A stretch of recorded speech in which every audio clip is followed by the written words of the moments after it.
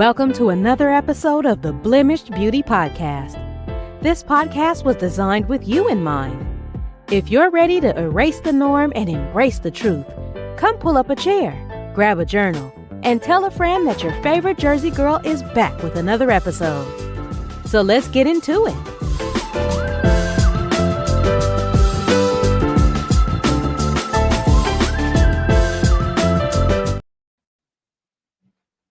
Hey y'all. So before we get started, I want to put this disclaimer out that this episode is a trigger warning. This episode is dedicated, just like my season 4 is dedicated to survivors who have gone through trauma, who are dealing with trauma, and who need help navigating and resources to obtain help. So I just wanted to put that out there because this is a trigger warning and this is something totally different from what you are accustomed to. And I want you to just take in the information and really, really, really let it resonate with who you are as a person and how I've been talking about owning your scars, and congratulate these brave souls, because if they can get through it, you can get through it. So I'm going to introduce my guest. I know her as Successful Toy. She is an author. She is the host of her own podcast, Successful Toy Podcast, and she is a ball of energy. So after this interlude, I'm going to bring my girl, my fam, Miss Successful Toy, to the stage.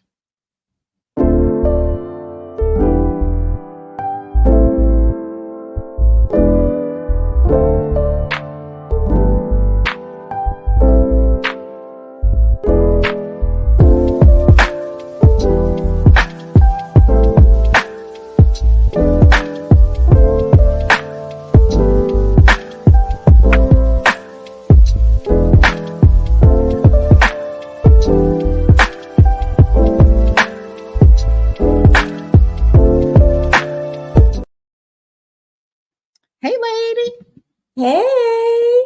Girl. I'm super excited. I am super excited. Let me tell you, I've been telling Nikki, shout out to author Nikki Nicole. I was like, I want Toy on the show. I want Toy on the show, but I know what season I want her in. I know she gonna think I want her on the show, but I already had it in mind what season I wanted you in, girl. So I'm glad you're here. Girl, you was about to make me cry backstage of the show. Ain't even started yet. With the trigger warning, God. I mean, you gotta put that out there. We on the internet, so you gotta put it out there because you will get banned and blocked. So we got. I already got my napkins ready. I got my napkins ready because I'm not gonna have you cry. I promise. Well, I'm gonna try my best not to. I'm like, you might make me cry. I got my tissue box right here. Let me show you right here. I'm ready. Trigger one. I was like, okay. But I love it. Thank you. Start off telling the people who you are. Who is Successful Toy? Girl, Successful Toy is a wild, ambitious, crazy, cool, sexy woman. Wait, let me reset that. Phenomenal woman. I love it. I told y'all she a ball of energy. Like, this is her throughout her whole entire show from start to finish. She is a ball of energy. She starts off with her 21 questions, baby. This is definitely me on and off camera. Like, me and my girl always say, we need a camera in our house. Like, we need our own reality show. Like, girl, I would watch that. I would watch it. You are definitely hot for TV. I would watch it. I definitely would watch it. But I know that it wasn't always like that, right? I know that smile, that ball of energy, it stemmed from somewhere. So tell me because I'm trying to navigate this delicately. Tell me where it all stemmed from. Like, this is about survivor stories. You have your own personal story. What has successful toy survived from? Whew.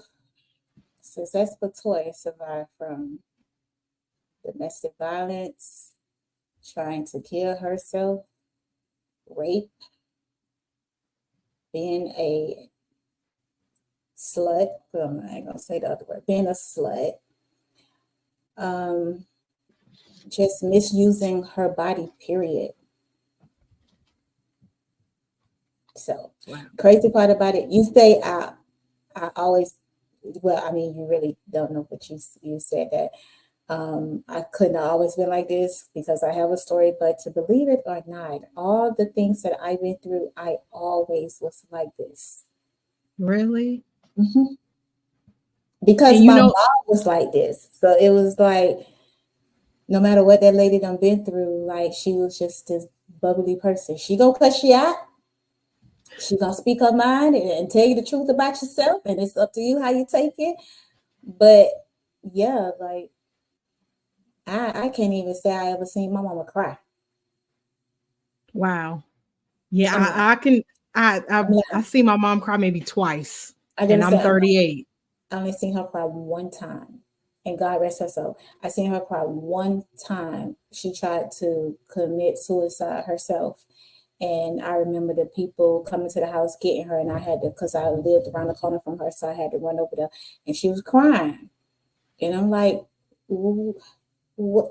I couldn't understand it because she's so strong, so I just couldn't understand why she was doing it. So that was my only time that I ever in life seen her cry. So with the domestic violence, what was that like? Was that a situation? Because I am too a survivor of domestic violence. And I know for me, it was always smiling in public, take the nice pictures, and then behind closed doors, it's just this totally different situation. Was that the same for you, or was it like, how was that experience? Well, back then when I was in a domestic violent relationship, we didn't have social media. So it was around the friends, everything peaches and cream, but behind closed doors, I'm getting beat. He's having sex with my friends, then they telling him things, then he come home beating me after he don't have sex with them because of whatever stories they don't told him. He done beat me. At that time, I only had my oldest son, and he was 5 years old at the time. He literally beat me in front of my son, and then tried to make me have sex with him in front of my son. Yeah, and after that, and he also, it was crazy. We was fighting in public one day, and I was pregnant with his child at the time, and he beat me with a 2x4. And my mom, I don't know, God must have sent her because that lady just popped up out of nowhere. And when she came, then she kind of like jumped in it, and he hit my mom. When he hit my mama, we jumped him and beat his butt. And I put him in jail. And once I put him in jail, I didn't look back. Like that was my scapegoat. And then the second time I dated a guy who put his hands on me, he literally had them pulled the gun, caught the bag, had it to my head. If the police wouldn't have bust in my room door on time, I probably wouldn't be here right now to tell my story. Wow. Yep. So God definitely has provided you a way of escape twice. Mm-hmm. And that's amazing because a lot of people, especially with DV situations, a lot of them don't survive. They don't make it. Mm-hmm. So first off, I'm glad that you are still here. And secondly, you know, I'm glad that despite what you have gone through, you have surpassed your highest expectations. Because I'm pretty sure, you know, like the stuff you see now versus where you were then, did you always imagine you would get to, you know, being this person? No, because the crazy part about it, I turned into the person that was hitting people's kids. because I was so used to, if we argued, they beating me. I never get a word in. So I started dating people, and if we're arguing, my first instinct is to hit them because that's what I'm used to. Arguing, they hit me, and I never get a word in. So I started hitting first. And then the whole time they looking at me like, why did you hit me? Like I wasn't even hitting you. Like we was just arguing. Like it wasn't that deep for you to hit me. And it's like it rubbed off on me because it's like, okay, I'm gonna hit first from now on. But and that wasn't even the case. So yeah. I love that. I love that you said that and you realize that, because a lot of the times some people are just continue to go into that behavior not knowing where it stems from. But now that you know where it stems from, I was just saying that to somebody else, when you know better, you do better.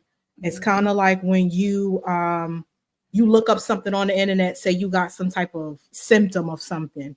They'll tell you what it could be, and then they also tell you the treatments. So now you knew what the symptom was.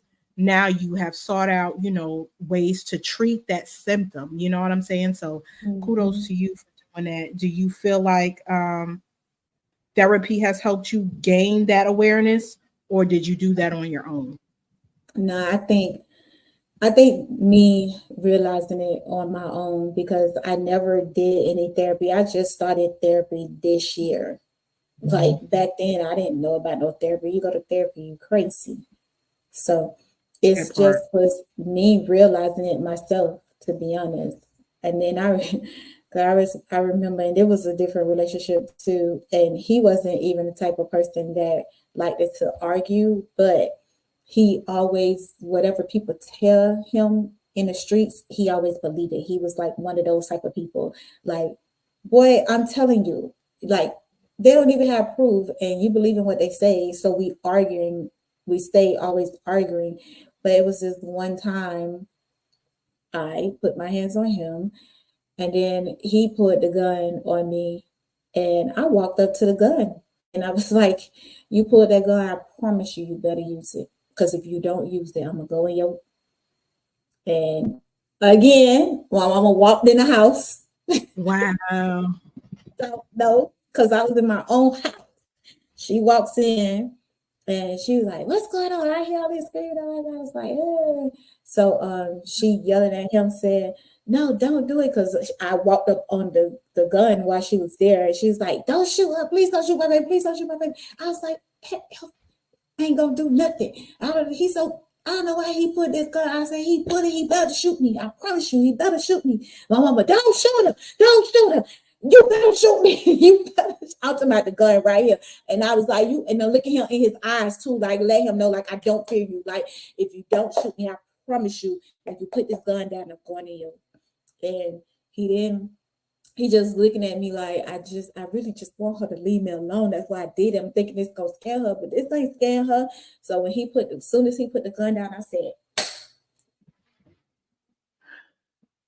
and I was sad. My mama took me with her, and then we got Aaron. Then it was like, why are you so violent? This him talking to me. Why are you so violent?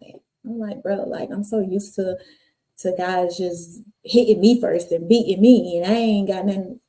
Like, can't get nothing else. So, but yeah, after that, I was just like, yeah, toy, slow your way. So I started just taking it out on the outside, people beating people up. That was it. So what was it like, your first safe space experience? I never had one, to be honest. My safe space just occurred when I got with the girl that I'm with now, because she's so calm, and she a firecracker too, but she was my safe space. Like, she always makes sure I'm okay, and she's very comforting. I never had that. I never had a safe space.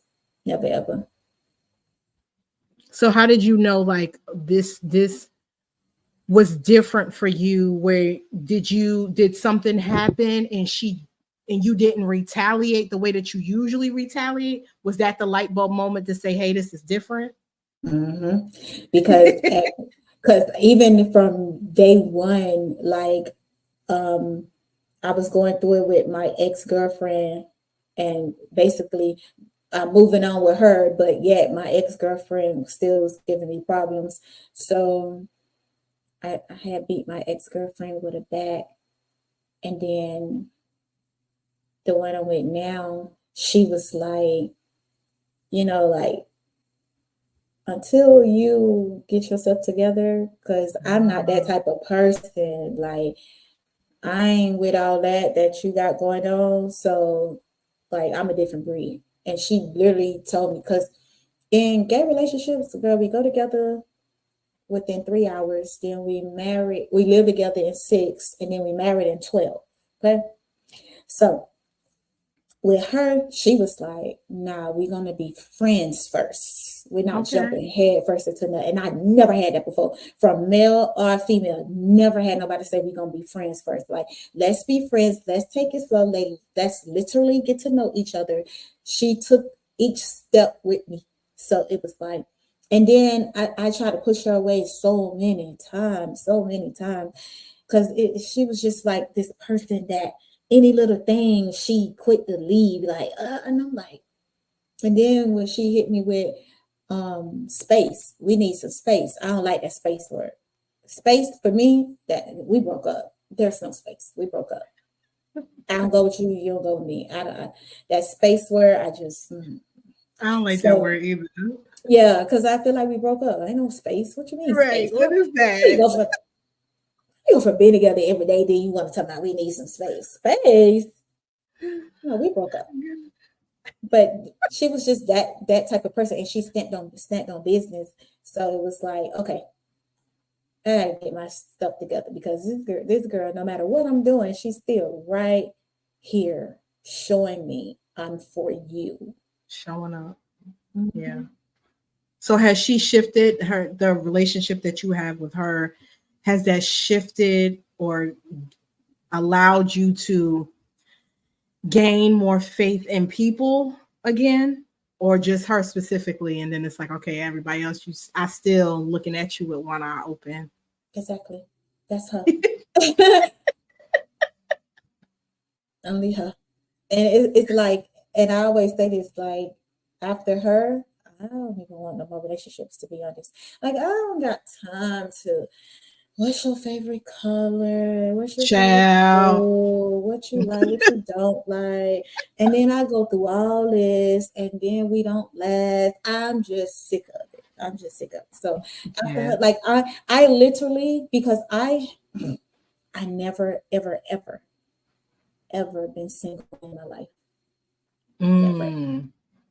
I always been from one person to the next, one person to the next, one person to the next. And it's not like I was cheating and had these people lined up. It's just that, okay, man, you ain't work out. I'm going out. I'm finna find somebody, and then I find somebody, and then we together, and then like that. But I'm now is comfortable with dying alone. I was like that too. Yeah, I'm at that stage in my life. Like, if this don't work, I am okay with being by myself. I was like that too. I would get from one relationship, then move on to the next, then after that, then the next, then the next. But I realized for me that doing that, there is a wound there. And for me, it was a wound from childhood, and it was a rejection wound and an abandonment wound, to the point where I didn't want to be by myself. So I would latch on to people because I didn't know how to be by myself. But now I know that that type of behavior is not healthy when you're in a relationship, because you can end up suffocating your partner, expecting them to just be everything when you have to have your own individual life. Like, you have to do stuff on your own. You have to have your own hobbies and interests, and it's good to come together sometimes, but individually you have to have your own stuff, like you with the podcast, and this is your time apart, so it gives y'all time to miss each other, like if she go to work, that gives y'all time to miss each other. When you spend all day every day with a person, you eventually gonna go crazy. Both of y'all gonna go crazy. And it's crazy that you say, like you'll get attached to people. I was even like that when I meet people that just be friend. I hate that word now. Friends. I get so attached to friends to where I used to be just laying my business on the line, just everything, telling them. I'm talking about, I wasn't leaving out no details, like telling them everything.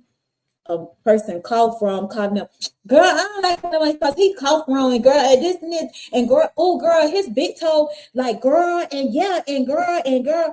That used to be me, to the point it's like every person that I did that with did not show me anything different when we fell out, and they used to be so simple on why we fell out, and they used everything I told them against me, or go on social media and blast my business. So I have now learned that, yeah, I ain't confiding in people no more, because all they're gonna do is use it against me. And that's with relationships too. Like it's a lot of things that when it comes to me and my kids talks, like I don't want to tell, because me and my girl, we last year we had broke up for a year, and I was telling her some things, and even from her reading my book, once we had broke up and got into it, like she used it against me, and I don't like that. Like if somebody confiding in you, bro, like you're supposed to take that to the heart and see that this person really trusts you, because why would you use it against them if they don't grow from that? Yeah.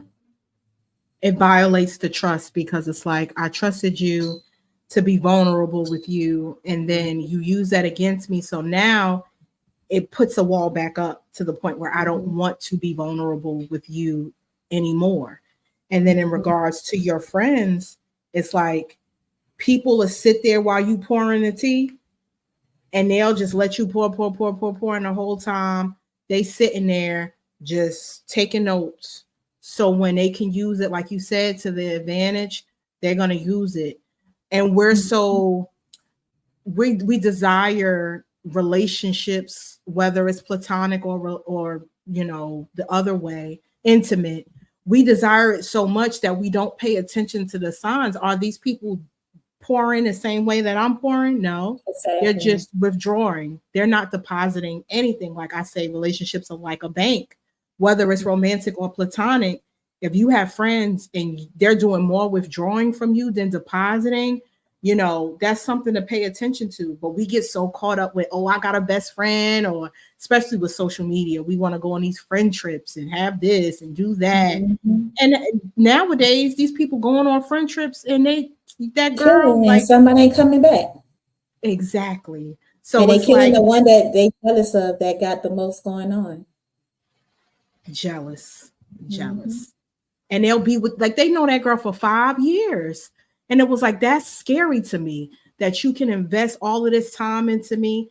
Obviously, especially if you have children and all these things, you around my family and the people that's closest to me. They was around her mom and her dad.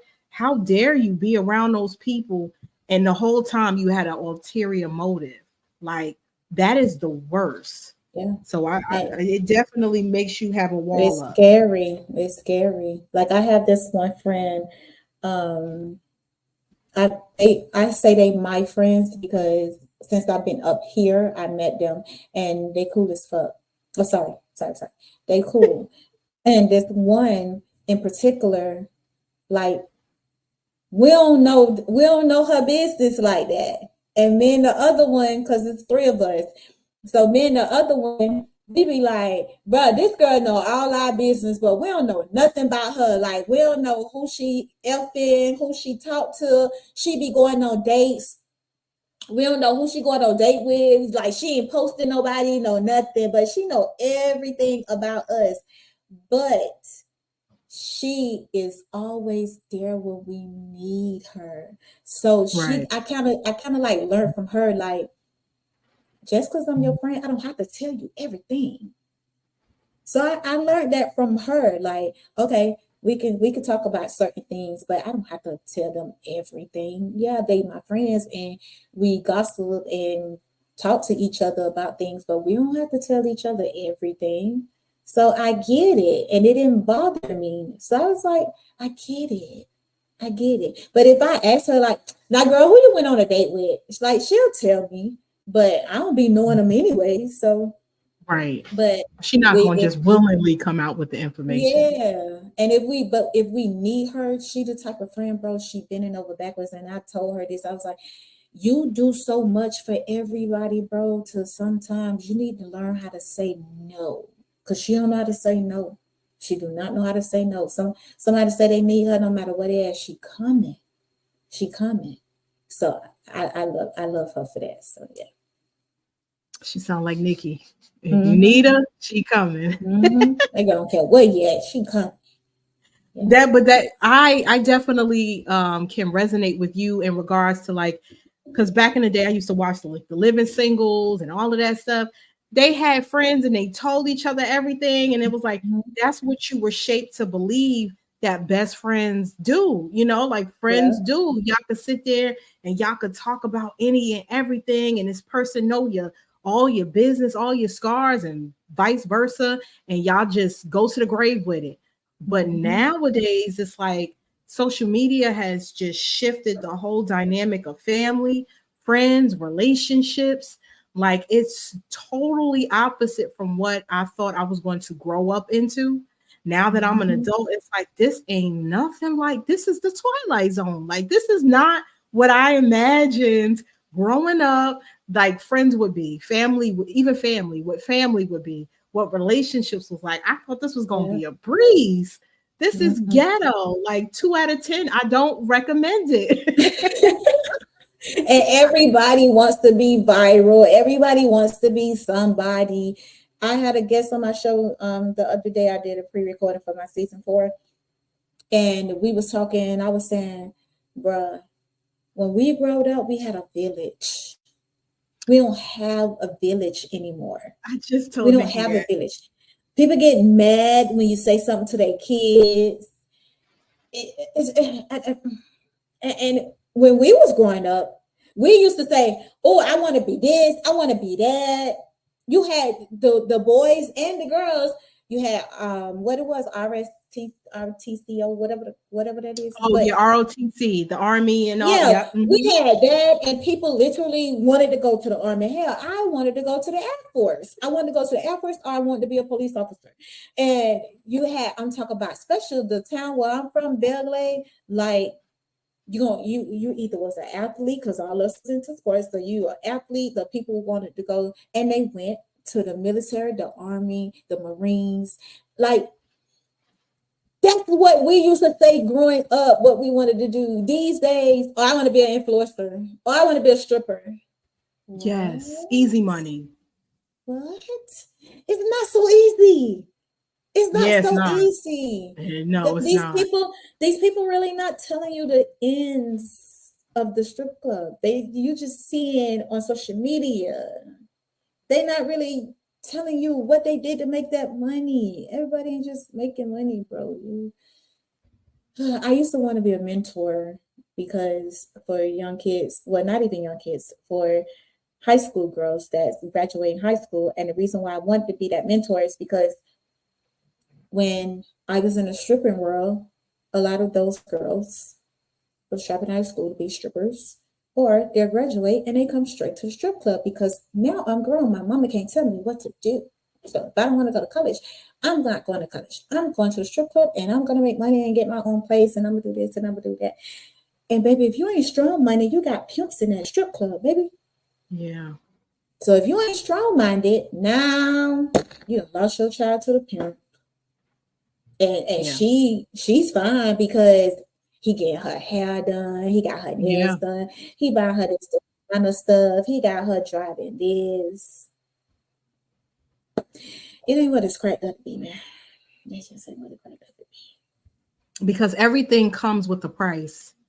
And a lot of the times, like you said, they're looking at P-Valley, okay? Because everybody want a Mercedes experience, okay?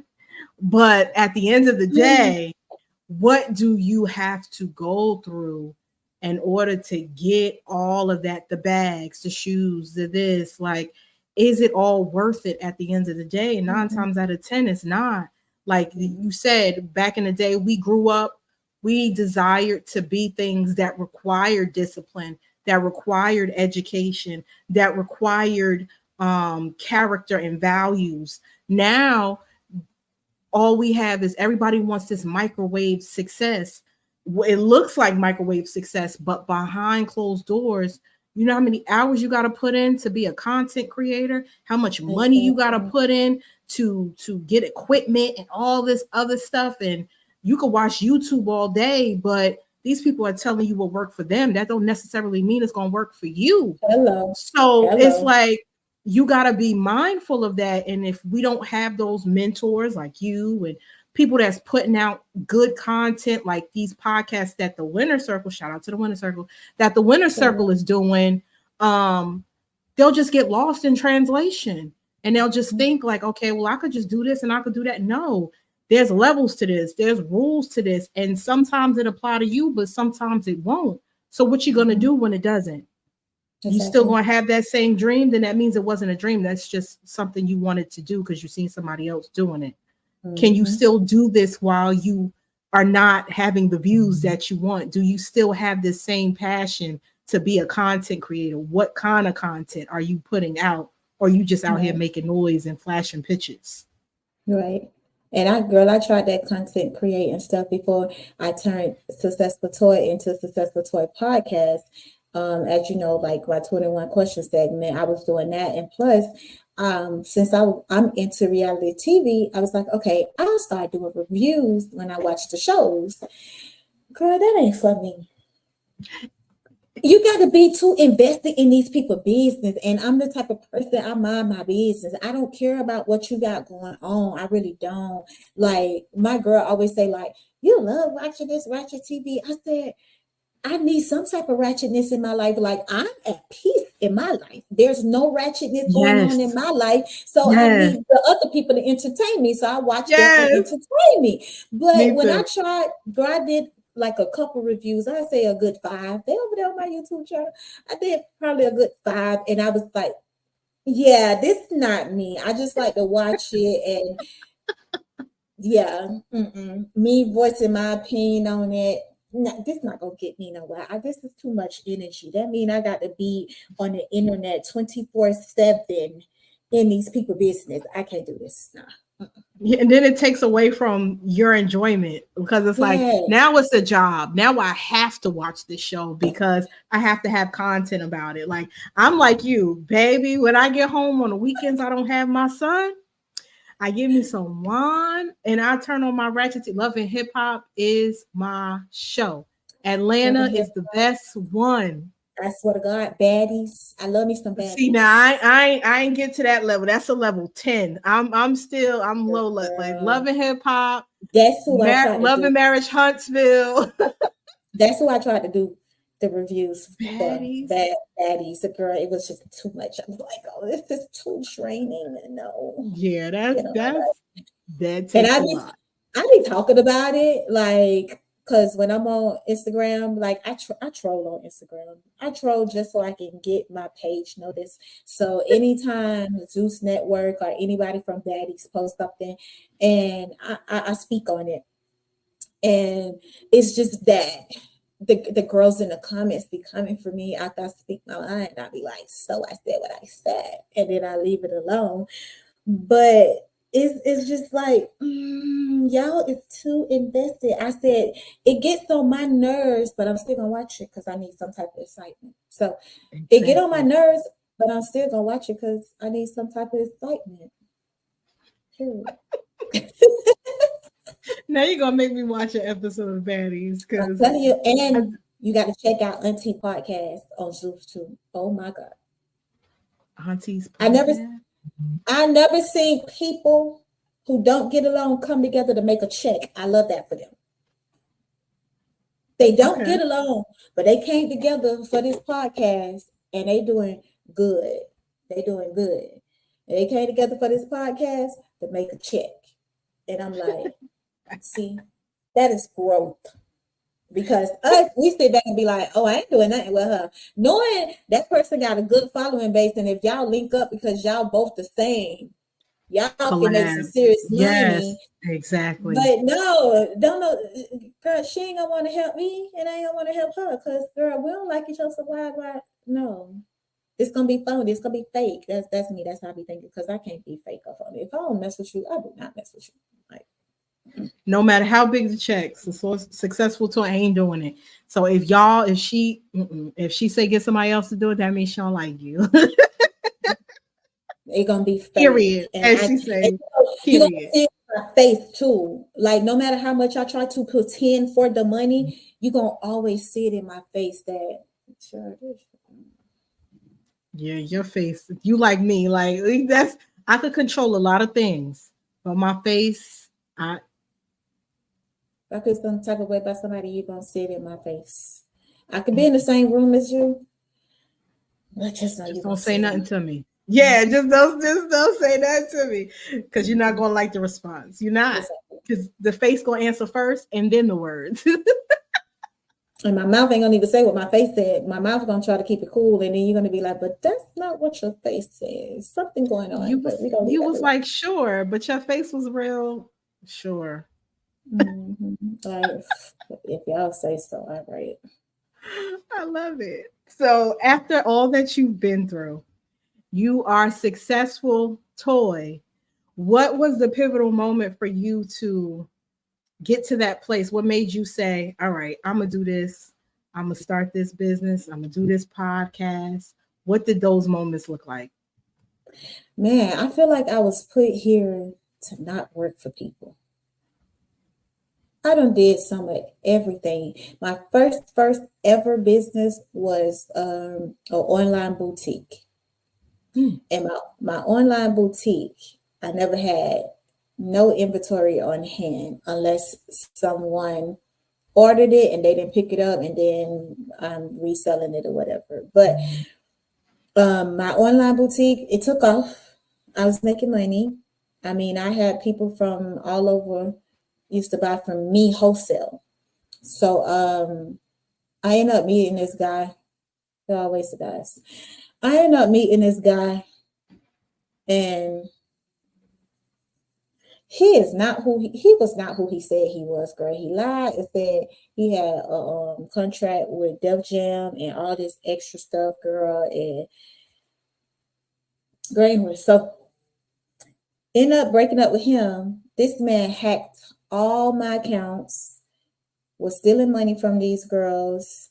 One of the boutique owners tried to sue me. I had to go to court, and girl, it was a whole lot of. So I kind of gave up on it because that was so discouraging for me. Because I'm like, so I proved to her like that's not me or whatever. So she dropped that lawsuit. But yeah, from there I had stopped, and then I started. I had a cosmetic line. I used to have my own lipstick line. It was called Successful. So I did that. That was really good. And then I don't know what happened, how I probably had a downfall in my life, so I couldn't afford inventory no more. So I think that's kind of what happened with successful lips. Well, Successful Cosmetics is what it was called. Then after that, I came out with this. Are You Successful? That was in 2014. So these shirts been around since 2014, but I had took a break from it because I wasn't. Again, that's why I wrote that book. 10 things people don't tell you when going into business, because I was always looking for my friends and my family to support me. Always. So the shirt line, I ain't gonna lie, it was only males that was buying the shirts. Like, the girls was not buying the shirts, only the males. So I was fine with that because men spend money. So what happened with this? Oh, I had took a break from being successful. I had took a break from being successful because signed a death row contract with a modeling agency up in New York because I had started. I wanted to be a model, but I didn't want to be a runway model. I wanted to be an urban fashion model, so like that type of stuff. So I used to go hard in the paint. That's why I'm so good at marketing, branding, and promoting, because I did all that by myself. And then when people see my hard work, then they want to, oh, I want to sign you. And then my stupid self didn't know no better, sign with them. And work was coming to me. And when these people talking to me, I'm like, now you have to reach out to my manager. When I used to book myself, now you have to talk to my manager. I just can't book myself. And then I'll never hear no more back about the project. And I'm like, hey, how come I ain't hear nothing back? Like, you spoke with my manager, and they was like, yeah, bro, your manager tripping. He was talking crazy numbers. And I'm like, I'm this type of person. I don't mind starting from the bottom and rising to the top. I don't mind doing some free things to get me where I need to be, because you never know who's gonna be in the room to take you to that next level. But when you have managers and you with companies and stuff, they got their hands out, they want money. And then they ain't even investing in you. He didn't invest not one penny in me. So I'm trying to understand like why, because I still was doing everything. So I told this man, I told him my vision. Remember, I said, I'm too short to do runway. So I know I can't do runway. I mean, back then you couldn't, you had to be tall. Now you can do whatever the fuck you want to do. This man had me up in New York. Says, oh, I got you a booking for a magazine. So I'm like, what magazine? So he was like, it's a big magazine up here in New York. He made this thing like it's only a New York magazine. So I'm like, okay. I get there, I see all these girls. You can tell they strippers because at the time I was a stripper, so I know strippers. So I'm like, okay, I'm looking at them before I do my photo shoot. Oh, okay. They're not doing nothing out the way, but some of them was like naked. And I was like, I'm not getting naked. Like, even if I take off my top, I'm covering my breasts. I got 3 sons, and my sons are old enough to watch porn, to get a porn magazine, and so I was like, nah, I ain't doing that. So I did the photo shoot. The magazine came out. I get a copy of the magazine, but before the magazine came out, when I come back home, I was living in West Palm at the time. No, I was living in Fort Lauderdale, but I was dancing in West Palm. So when I went back home and I went to work, customers, I'm so proud of you, Toy. I seen you sign. You did your signing. You with an agent, a company now, whatever. Like, got your deal, but you know what kind of magazine you finna be in? So I was like, yeah, it's called Sub-Zero. It's out in New York. Yada yada yada. They was like, bruh, that's a prison magazine. I said, excuse me. They was like, that's the prison magazine. That's what, when we in jail, that's the magazine we buy when we want to. And I'm like, what? So I called my manager. I'm cussing. I told you it's not the type of stuff I want to, what I want to do. And all he kept saying is, but you're not naked. You're not naked. I'm like, it doesn't matter. It doesn't matter. So me, all right, it is what it is. Magazine published. So I stopped modeling because I couldn't do nothing for 3 years. I signed a 3-year contract, so I couldn't do anything. So I stopped modeling till the contract was over, and that's when I said, okay, I'll get back into it. Never got back into it. And then from there, I had a bartending and hookah business. I had 12 girls that used to work for me, and we used to get booked at clubs and parties and stuff. So I had that. And then I also had a dispatching business. That was my last big business I had, was the dispatching business. I had that in 2021, 22. So yeah, Wow. girl, I done been all around. But oh, I also had a nail salon. I used to do nails. Wow. So what made you get into podcasting and stick with podcasting? Oh, I left that out. So I used to be a manager of artists in Miami, and I was a part of this circle. We was called Miami Movement. So one of the guys, he had a nightclub, and we was the team. So I was in charge of getting the artists to come to the club to perform. Like each one of us had our thing that we did. So I was in charge of the social media, like getting the artists to come and perform and stuff. So from there, we was doing that, and then of course that ain't last. The group broke up. That's the group broke up. That's why I ain't like groups. And then only two of us, we stuck it out, and then we just started doing Miami Movement ourselves. Of course, I was the head of everything, the marketing, promoting, and figuring out a way for us to rise to the top. So God had blessed me with a situation where this guy had asked me to come host his club one night, because I used to do hostings at clubs and stuff. And I went, and he introduced me to the owner of that club, which was his cousin, and now she's my gay mama, because she was a man, but now she's a woman, Shani or whatever. So from there, me and her wrote a bond. Like I said, now I look at her as my mom. So she gave me the title to be the manager of the club. So now I had to get promoters, this and that, like doing stuff for the club. So I was like, we don't have nothing to do on Mondays at the club. I'm gonna do Mondays, and I'm gonna do open mics. So me and my partner at the time of Miami Movement, we also had a radio. We was on a radio station called The Great FM, and we used to be on there on Mondays playing local artist songs. Like we only catered to local artists. Like, well, I ain't gonna say local, indie artists. So anybody from all over, if you not signed with nobody, like that's who we focused on. So we had this big movement. Like when we get bookings to go to clubs, like everybody that messed with us, like they got on their Miami Movement shirt. We know we making moves. So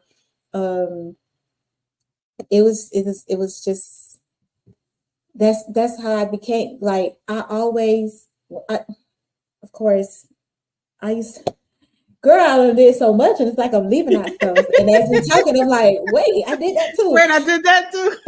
Yeah.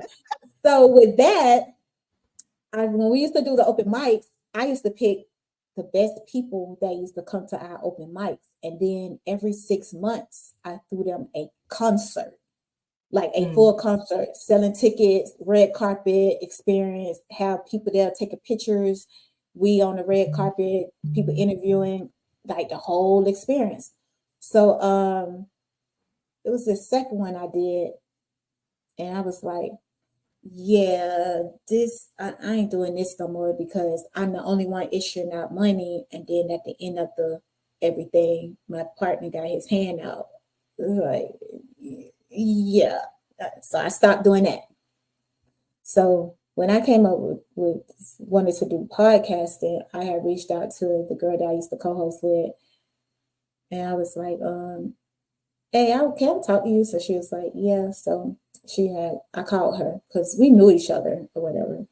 So I had called her, and I was running her my idea. I was like, I want to do a podcast, but I like for you to be involved, because you was good with local artists also, because she used to manage artists too. And then, me, so we can focus on like small businesses and stuff like that. But it was basically, the podcast was focused on the LGBT community. And I'm myself, I'm bigger than LGBT community. Like, I'm not scared to talk about my past. I'm not one of those girls that, oh, I forgot I done been with a man before. You know what I'm saying? Or try to delete that I done been with a man. No, like I got a past. I can speak on it. I'm talking about it. So it was just like with her, I'm bigger than the LGBT, and then the LGBT wasn't even messing with us like that, to be honest. Like, it wasn't messing with us like that. So it came a time to where the recording times wasn't, our schedule wasn't aligning. And so I started doing the 21 questions. And then at the blue one day, she called me. She was like, "Oh, what you doing? Like, is this a spinoff of Sip Tea with Toy and B?" And I'm like, this is not a spinoff. Like, I just do 21 questions. I wasn't even calling it a podcast at the time. I was like, this is not a spinoff of Sip Tea with Toy and B. This is Successful Toy. I am Successful Toy. And all I do is 21 questions. People submit the questions to me and I speak my opinion on them. I said, we only talk about 3 questions. We only have 3 questions that we speak on my show, on our show. And then Successful Toy, I'm talking about 21 questions. So Right. how is that? Because she was like, but it's the same thing. I say, how is that the same thing? And anytime we had guests, I am the one seeking the guests. I am getting the guests. I'm the one Doing getting the guests. everything. She never got no guests. So it's like, what are you talking about here? So from there, we just didn't talk no more. Like, I don't know if it's B. I be seeing her little slick stuff on Facebook and stuff, but I'll be like, sure. Because when she be saying, I said, oh, she must have watched somebody interview. I done said something about being with co-hosts and stuff. Because she was like, keep telling your story and I'm gonna start telling mine. And I'm like, bitch, what story? Because one thing about it, baby, I'm gonna keep it blurred, bro. It was just that she didn't keep it real for real. Like, she told people what she want them to know, but I'm on there telling my whole life and telling the truth and stuff and telling my business. And it's like, you got the people on the outside that know me, like, bro, you always keeping it 100, but she don't be keeping it 100. So it's like, yeah, I'm gonna do my own thing. So that's how that happened with me. So I'm just doing Successful Toy. And then everybody kept saying podcast. I was like, this is not a podcast. If you go watch all my 21 questions, I used to say that. This is not a podcast. This is not a podcast. Until the day that God said, it is a podcast. So I was like, Successful Toy podcast. I was not looking to do interviews or none of that. I was just going to be popping my SHIT. Well, I want to say, and I'm going to affirm you in this moment, you have gone through survival and you have now tapped into success. I am proud of you. I have listened to you tell your story on different platforms and the stuff that you have been through, and you continue to show up every day with this amazing amount of energy. You come on these lives, and if nobody knew what you've been through, they would never guess all the stuff that you've endured. And I am super proud of you.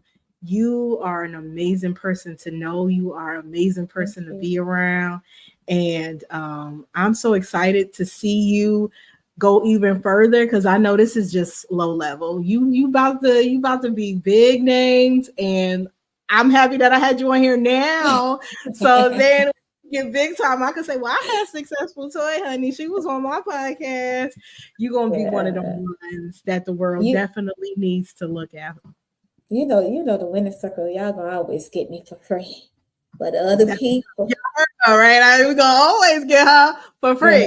Other people, they have to pay what you weigh, okay? Yeah. God already done gave it to me. That's why I already done made my booking flyer. That's right. He already done gave it. In a household name, okay, and not the housewives version. She gonna be a household name the right way. Yeah, I'm the positive. I'm the positive one. That's what my show stand on. We stand on positivity. Like, I don't care about the ratchetness, only in my personal time. But on my platform, I don't want to hear nothing about the negativity. Like, I don't care about none of that. I want everybody that's positive and have something going on. That's who I want on my show. I don't care about the drama. I don't care if that could get me the views or take me where I want to take me. I don't care.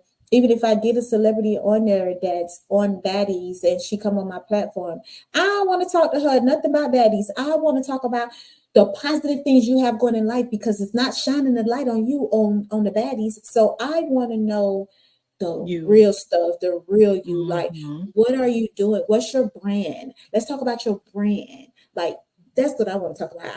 I don't care Mhm. about all that other stuff. I really don't. So on that note, I want you to tell the people where they can find you. Tell them all about your podcast. I'm going to give you your 15 seconds of fame, and then we're going to head on out. Okay. Hey, you guys can find me on YouTube, Facebook, and Instagram as Successful Toy Podcast. Like I just said, my podcast is very positive. I don't focus on the negative. We be over there talking our smack, but it's all fun and games, like, you know. But yeah, make sure you guys shop with me at www.Successful Toy Podcast, and season 4 will be YASS open August the 19th. I'm so ready to see what God have in store for me because he closed my season 3 out with a bang. But yeah, and again, thank you, Blemish Beauty Podcast, for having me on, because I have shed these scars, honey. And period. I love it. And as always, you guys, I want you to know that you are graced and gifted for a time such as this.